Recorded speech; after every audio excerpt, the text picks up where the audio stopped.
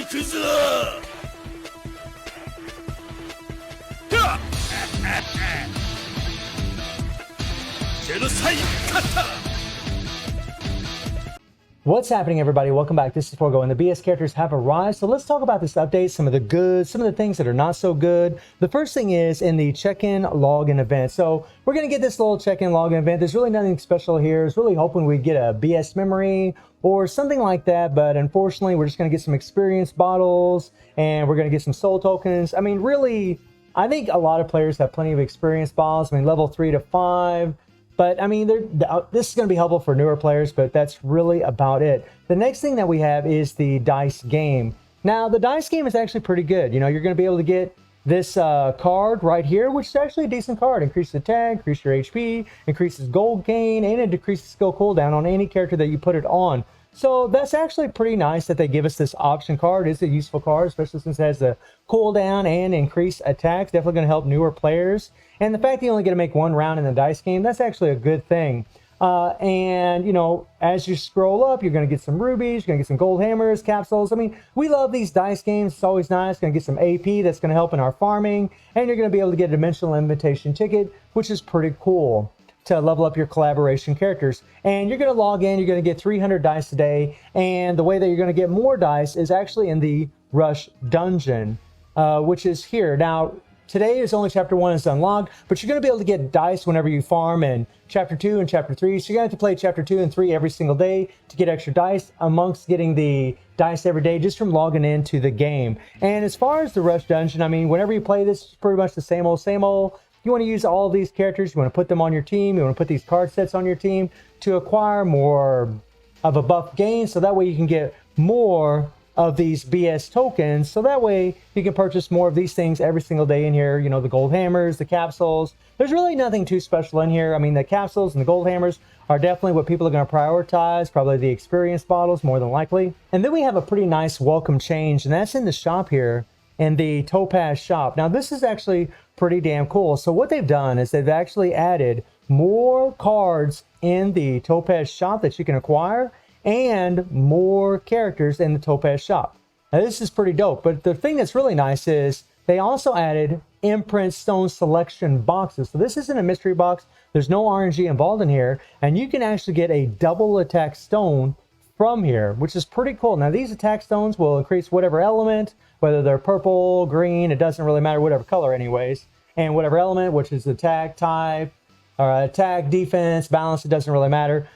And you can increase their strike, grab, or blast scale damage. And this is actually pretty cool. And you can pick between a circle, a hexagon, a square, any of them. So that's actually pretty nice. I mean, they are kind of pricey because it does cost you 1,200 topaz for one of them. But you can farm some topaz early on in the epic quests, and that's actually pretty good. I mean, that's going to help some players, you know, get off to a good foot. And it is something that you can farm. It is something that you can get for free, but in the game, however, you only get so many topaz, and then pretty much you got to start making purchases in the game if you really want to get any more topaz. So that's kind of the downfall to it. But early on in the game, it's not too bad, right? It's one of them, okay, not too shabby.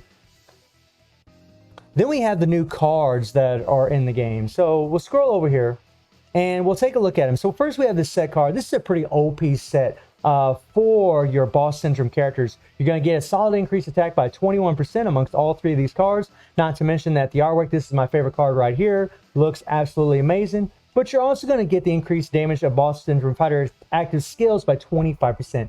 That is a huge damage bump. Wow. And then you get an increased attack by 20% for 5 seconds upon boss syndrome fighters landing a blast skill on a 10-second cooldown. So it's a pretty powerful card set. Honestly, getting that increased damage of boss syndrome fighter active skill by 25%, which isn't on a cooldown itself, is very, very potent. And then you have the PvP exclusive decreased damage received by 85% for 3 seconds when attacked while in fear. So whenever an opponent attacks you with fear, which right now is Leona, BS Chrysalid, BS Ignis, and BS Geese, they can all apply fear. If you're ever facing any of those characters in PvP, you'll actually get a decreased damage received by 85% whenever that fear is applied, which will help you as far as your survivability. I mean, it's a really good card set. And then we have the 3PGs. Now, Goenitz's 3PG gives him an increased attack by 10%, critical rate by 3.6%, which is going to be pretty massive for this guy when you use it. And then for Leona, it's going to be the same thing. Now, with Goenitz's 3PG, you can use it on any version of Goenitz, whether it's the Fest version or Mecha Goenitz, which is actually pretty damn cool. You actually get Mecha Goenitz from the Epic Quest. He is a purple defensive character, so you can actually use him on your purple defensive team in the Reviving Hells dungeon, and you can actually farm for his memories, which is actually pretty cool.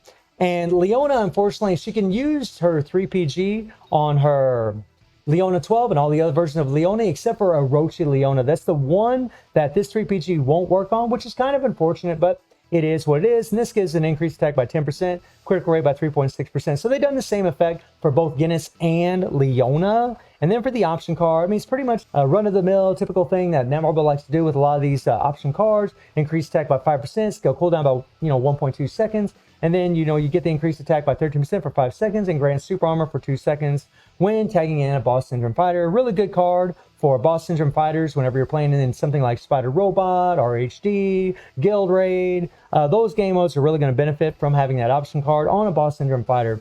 Pretty decent card, honestly. Not really needed, but nice. Really, the set cards are pretty freaking OP. And then we get into the characters themselves. Now, first of all, I think both of these characters look just totally wonderful. We got a red fiery theme going on here, and we're going to take a look at Goenitz first. Now, Goenitz is a red attack fighter, and he has an insane leadership. An increased red element fighter attack by 65%. Wow, that is nuts. That is an insane leadership, and that's for all red fighters, whether they're defense, whether they're balanced. As long as they're red, they're going to get that bonus. That is crazy. And then, of course, he's got the 30% PG rate. He's got the increased damage by 18% on a critical hit. And anytime you see that big increased damage on a critical hit, that just means they're going to hit like a truck, right? And then he's got the attack increase, which is awesome. The bleed attack damage increase, which means he has bleed. He has 8% blast skill damage increase. He has a crit rate buff, which is great for this character, especially with his 3PG, right? Those crit rates are going to stack on top of each other. And then he has the 50% chance to apply fear to the attacker for 2 seconds when attack. So, and that's on a 20-second cooldown. That's going to be damn scary in PvP. And it also can be, useful as far as CC and some of the game modes like RHD, Epic Quest. And then you have increased active skill damage on bleeding targets by 80%. So, yeah, he's going to get a big damage bump whenever he uses his active skills for the bleed. Then he's got a 70% chance to reset active skill cooldowns upon landing a hit on a shock target on an 18-second cooldown. So he can reset his active skills, which means he can reset probably all of his active skills on a shock target, which is going to be OP as hell. And then he casts a shield that absorbs damage for 7 seconds when using an active skill, which is the same as K and Kula. And I've talked about this before. This is on a 15-second cooldown. This is going to increase his survivability something fierce, because no matter where his HP pool is at, no matter whether he's 90%, 50%, 20%, 10%, it really doesn't matter. As long as he's off that cooldown, he's going to be able to use that shield when he uses his skill. And that's going to increase his survivability something fierce. And then both him and Leona got this Boss Syndrome Volume 4, gain power whenever you're guarding, and then gain super armor for 2 seconds when accumulated attack receive reaches 5 times. So when they're hit 5 times, they're going to get super armor, which is going to help them from getting interrupted in PvP. And then we got an insane amount of text for both of these characters, actually. But Goenitz's first skill gives him an increased target damage received by 28%. That is insane, especially for an attack type fighter. He applies bloodshed for 7 seconds to the target upon landing a skill, guard included in, and deals bleed damage equal to 30% of attack every 1 second, decreases HP recovery. Powerful skill, and it is a blast skill. He's got 2 blasts and he has 1 grab skill. On his second skill, this gains hyper armor for 3 seconds, and then he's got a 60% chance to remove the target's super armor or hyper armor. So he's got that damn remove buff thing going on. Will remove hyper armor anyways upon landing a hit on target with super armor, hyper armor, and can be used when attacked with an interrupt skill limited to when airborne. So if he gets knocked up in the air, someone grabs a hold of him with a grab skill, he can easily use the second skill and get the hell out of it. And this is a grab skill on top of that. So if they got you airborne and they don't have super armor or hyper armor, he can hit this skill and grab you and go into his skills. That's powerful in PvP.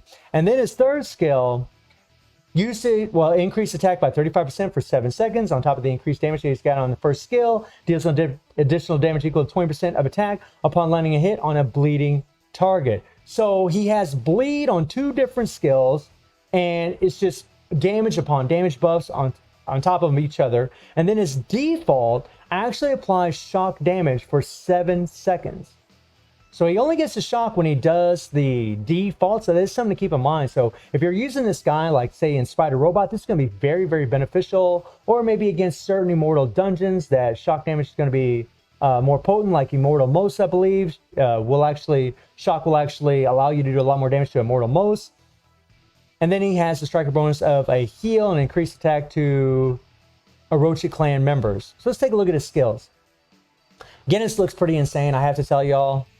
His first skill, now that might look slow, but I want you to notice how that damn thing just kind of carries over and goes across the screen.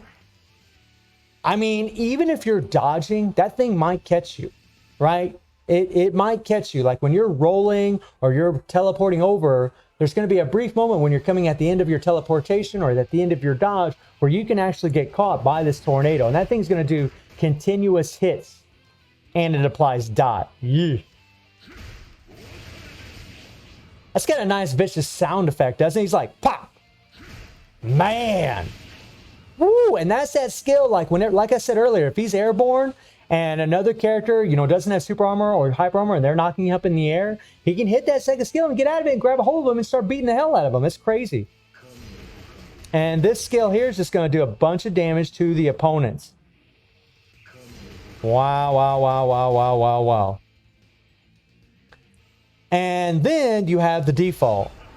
And the default is a fairly long one, but once he does that grab, that's going to get canceled in the Immortal Dungeons. So that is something to keep in mind. And even in times in the guild raid, it might get canceled. I'm not really sure yet. We'll have to test and find out. And then we go into his 3PG.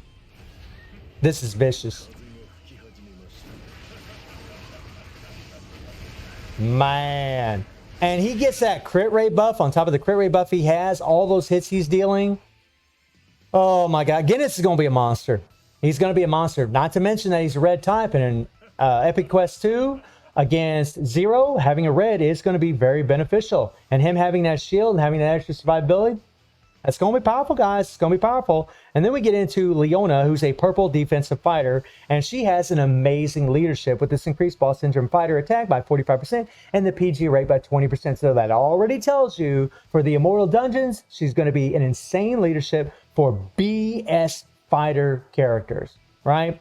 And then her core effects, she has a 30% PG rate, which is great. She has increased damage by 18% on critical hit, which is great. I mean, she's going to hit like a truck. She's got increased attack buffs. She's got burn attack increase. She has strike skill damage increase. She has crit rate buffs. She has a lot of similarities as far as the build. As far as Goenitz and her, they both got these crit rate buffs. They both got this increased critical damage rate thing going on.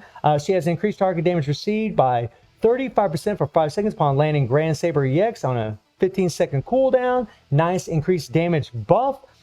I mean, increased damage received by 35% is pretty powerful. And then decrease the active skill cooldowns by 0.5 seconds upon landing on an acting burning target. So you got a little decreased active skill cooldown. And then here's the big one. Increased active skill damage on burning targets by 110%.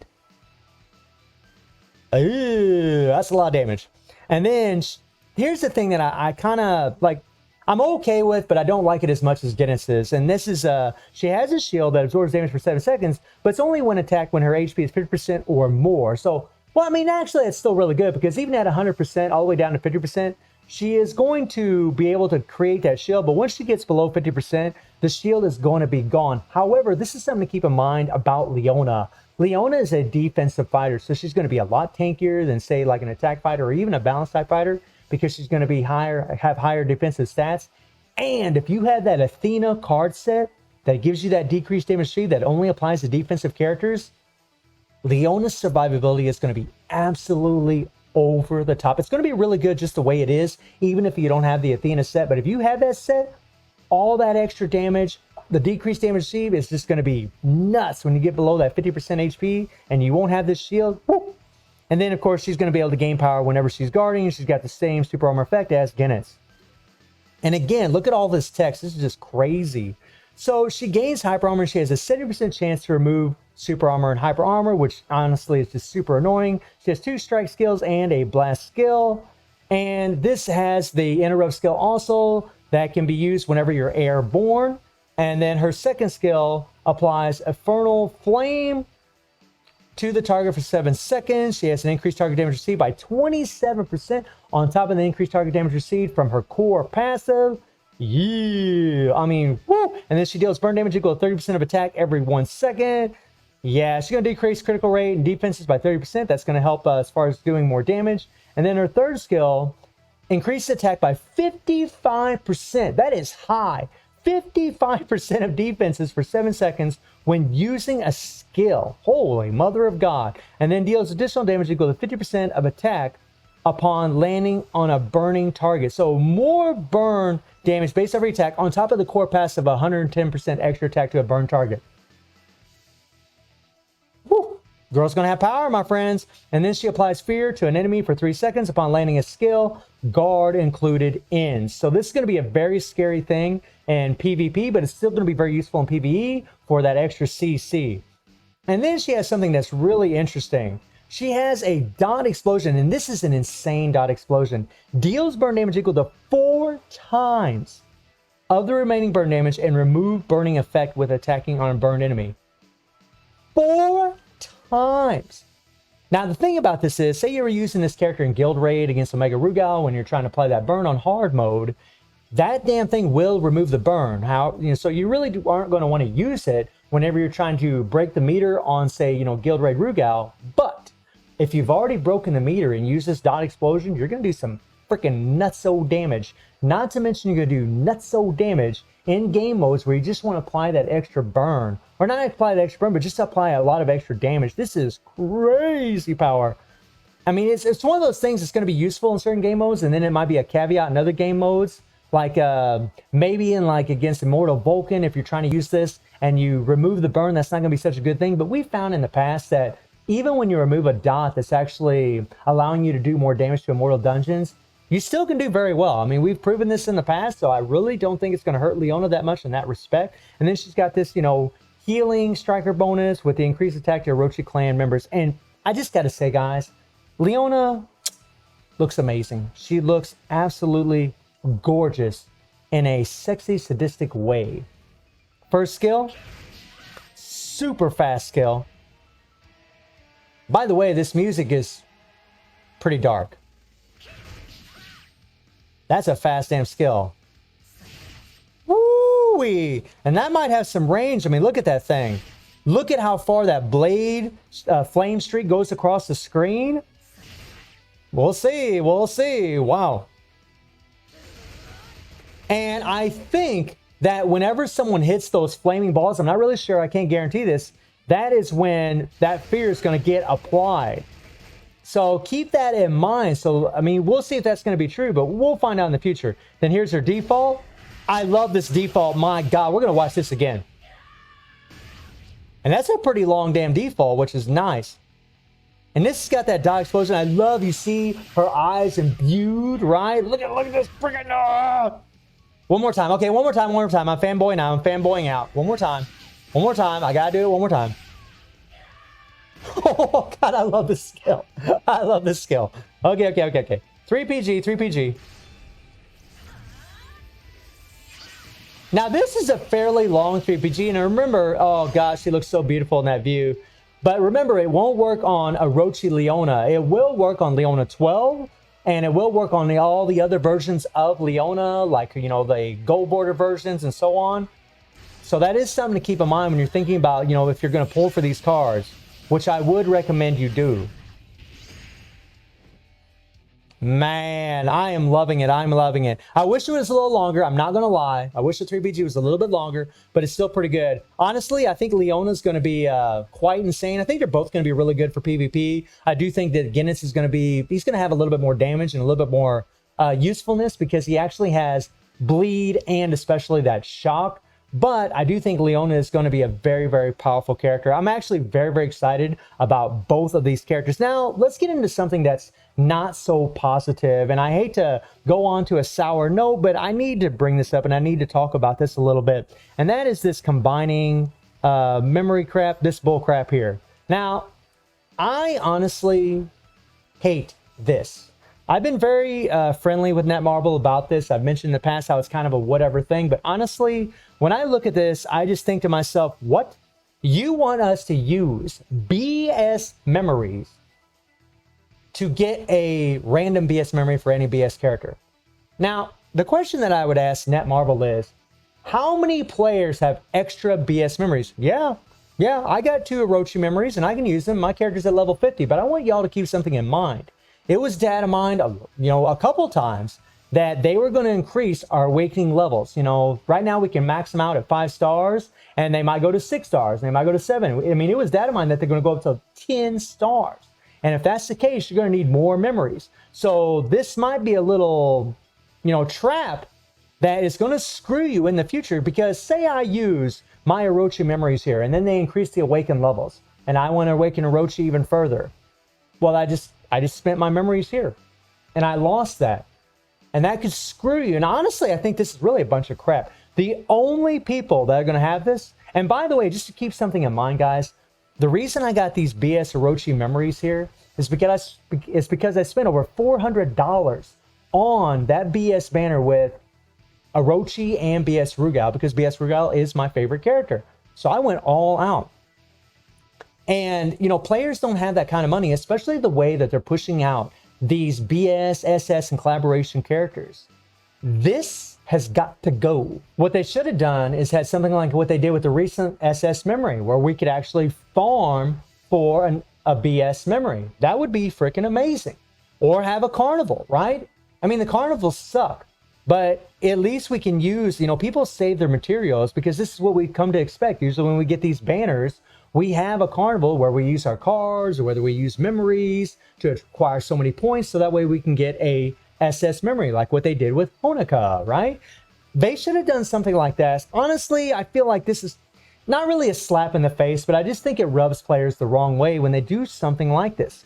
I don't want to use these extra memories. My Geese and my Orochi are both maxed out. But I don't want to use these memories because I'm worried that in the future, they're going to increase the awaken level of characters, right? Because it was data mined, and I just don't want to do it. And I wouldn't recommend anyone else do it. I honestly, this to me is the most sour thing about this update.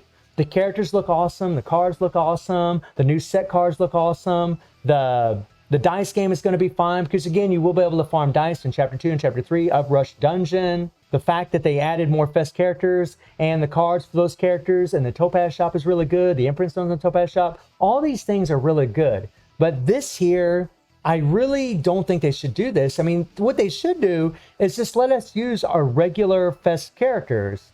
Like, maybe even have something like, say, for example, right now we got Goenitz and Leona, right? Maybe we could use 3 Fest memories of Leona to get a BS memory, a random BS memory. Or 3 Fest versions of Goenitz to get a BS memory. I mean, you guys let me know in the comments what you think. I mean, there's all kinds of ways to implement. Personally, I don't even want to see this. I would rather just then do like what they've done, like with Paradise Honoka's Carnival, or like what they did with the recent SS memory as far as farming. For some reason, they're more generous with the SS memories than they are with the BS memories, and I really don't understand why they do this. So this is something that's a bit sour, at least in my opinion. I know it's going to help some players. I know some players are going to be in a situation like even me, and they're going to see this, they're going to be like, oh, okay, I can give you an extra BS memory, and I totally understand that. If you want to do that, that's all good. Go ahead and do it. But it's not something that I would advise, because again, it was data mined that they are going to increase the awaken levels of these characters. So what should you do right now? Well, I mean, you got all these free rubies. The first thing that I would tell you all to do, just like I told you with BS Chrysalid and BS Ignis, is go for their cards. Go for their cards. That 3PG for Goenitz will work on the Fest version of Goenitz, and it will work on Mecha Goenitz from the Epic Quest. And Leona's will work on Leona 12, which is going to make her so much better. Leona 12 doesn't have any PG rate, so having that nice 3PG is going to be very, very good for her, especially if you're trying to improve your score in Immortal Vulcan. And it's going to work on the other versions of Leona. So if you're a brand new player and you're using Leona in certain game modes like the Team Relay Dungeon, like this right here, like you're trying to get these weekly rubies where you have to use a low cost character, like saying here where you have to use cost 33.35. You see I got a Leona right there. That 3PG will work on this version of Leona. It will make her better for this. It's going to be a lot easier to get the max score so you can get all of these rubies. Now this is just going to be for the beginner players, but it is something to keep in mind. Remember, you know, if you have those 3PGs, it helps a tremendous amount. So that would be the first thing that I would go for, because you're more than likely going to have enough rubies to go all the way to the pity. You're going to need 9,000 rubies to get those PG cards. And that's the first thing I would do. As far as the characters, I mean, you know, if you need a purple and a red, you should absolutely go for it, right? I mean, if you have enough rubies, remember you need 18,000 rubies to go to the pity. So if my thing that I always tell people is, if you can go to the pity one time, if you can make it to that pity, then I would recommend you go for it. If you don't think you can make it to the pity before this banner ends, don't do it. Don't do it, because these rates are complete shit in these banners, and you could easily get nothing all the way until the end and then be totally screwed if you couldn't even go to the pity. At least if you go to pity, at least you're guaranteed one of these characters. Whereas if you don't, you're screwed. And we see how stingy they are with these BS characters, with their BS memories. The way that we have to get these BS memories is really a bunch of shite. And knowing that, I would highly advise all of you to go for their PG cards first. And then if you can go to the pity, if you're going to have that extra 18,000 rubies to go to that pity, then I would go for it. Or if you need a purple and red, you can go to that pity, go for it. But if you can't, I would not recommend it. No matter how strong they are, I wouldn't recommend it. So let me know how y'all feeling about this update. I mean, I'm really happy with everything that I see, except for the combining BS memories to get a BS memory. That's really the one thing that I feel very salty about. And I do stream on Twitch at 9 p.m. GMT plus 7 time. The link will be in the description below. And I hope you enjoyed the video. Thank you for watching. Y'all take care and have a good one. See ya.